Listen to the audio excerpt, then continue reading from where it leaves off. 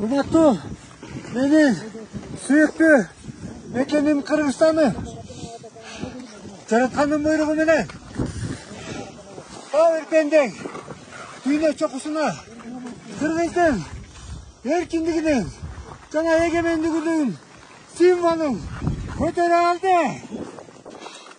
Бардык колдо койгон ишенгендер баарыбыздарга терең ыраазычылык.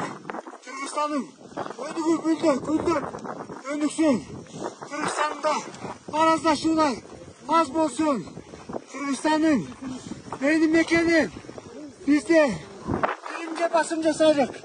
Тояштарга эмес, баарыбыз эгерде балдарыбызды билимге өтөсөк, өзүбүзгө билим кылсак, ошондо биз эгемендигибизди, эркиндигибизди сактап калабыз.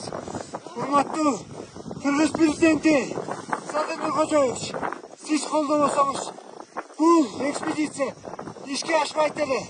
Колдоңузга терең ыраазычылык. Мен убадамды берип, биздин жаркыраган жакшынакай желегибизди дүйнө чокусуна көтөрө алдым.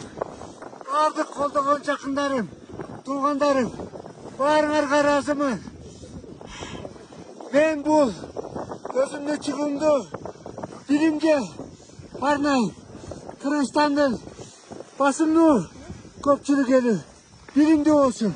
Биздин жакшынакай желегибиз жалаң гана жеңиште, жалаң гана бийиктикте жаркырап желбиреп жүрө берсин. Сак саламаттуу өлкөбүздө көрүшкөнчө Кыргызстан, ура!